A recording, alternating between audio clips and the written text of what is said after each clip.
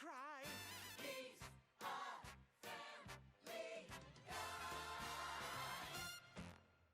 Hello everyone, I have been wondering what to do on YouTube for quite a while. I've been having fun working on Snot and the Void lately though, but I feel like I should be doing something else on the side, just to boost my channel a little, you know, as making it more marketable is a step in the right direction. So I kinda want to try something a little new.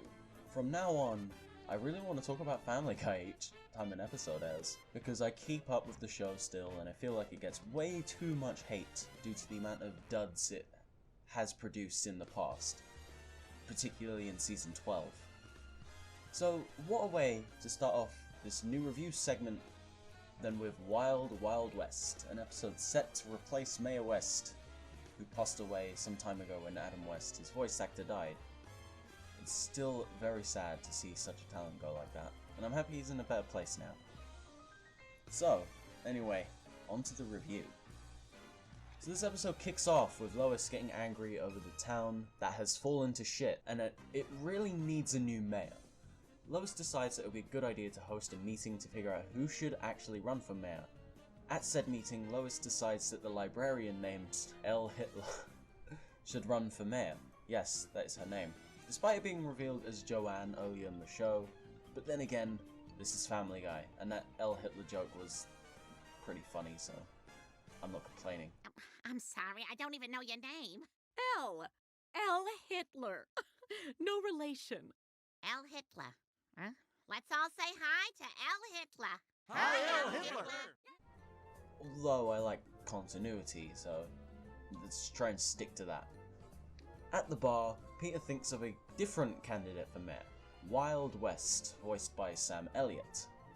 The scene where Peter drives to Wild West's ranch is really well animated, by the way, and looks really nice. Kudos to the Family Guy team. While on that subject, I have to say that there is a lot to like in terms of visuals in this episode. The lighting, the backgrounds, the ranch itself looks pretty nice. You can tell the creators put some work into this. Anyway, we are then introduced to Wild West himself, and honestly, his character introduction has a level of greatness to it. The structure of the scene is well handled, there isn't any diversions. In a lot of aspects, it just allows to subtly introduce his character rather than blurting it out for everyone to hear. From this introduction, you can tell that he's strong, resilient, a bit kooky like Adam West, and most important of all, he can levitate.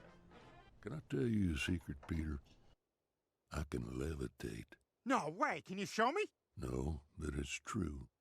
That seems like the kind of thing you have to prove right when you say it. Peter asks Wild to be their new mayor, but he declines, then decides to run anyway. Yeah, it's kinda weird, but I guess I'll let it slide. Wild West then comes to Quahog to throw his hat in the ring for mayor. Literally. Lois is pissed with Peter for trying to take the opportunity for mayor away from the librarian, but Peter goes ahead anyway with the campaign, classic Peter. And then we see a few scenes of Wild West helping throughout the town and a way to get their votes, including this humorous scene with Bruce. Every hose has a memory, and you just gotta tap into that memory.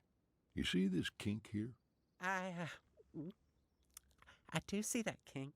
Well, a hose is very desirous of its original shape. And if you know how to work those kinks, it should straighten itself right out. Oh. While with Peter at the ranch to visit Wild again, Lois forms an attraction to Wild West. It's such classic Family Guy, yet it's done in such a different kind of way, leading to her shouting his name during sex. This reminds me of North by North Quahog from Season 4, actually.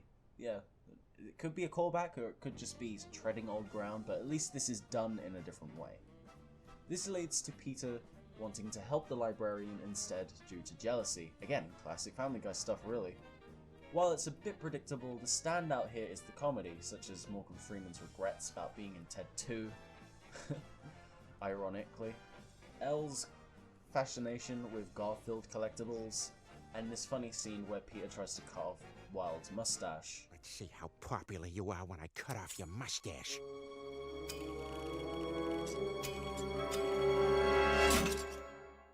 Finally, when Peter tries to frame Wild West for vandalizing the library using these burn metal things, can someone tell me what these are in the comments? but I really like how it slightly pays homage to Adam West's appearance in the episode Dial Meg for Murder. Peter accidentally sets the library on fire, however, meaning Wild West shows up and uses his previously mentioned levitation ability to save the librarian from the burning building. Something I appreciate. I do like it when past plot points in an episode are brought back up again in the climax/resolution.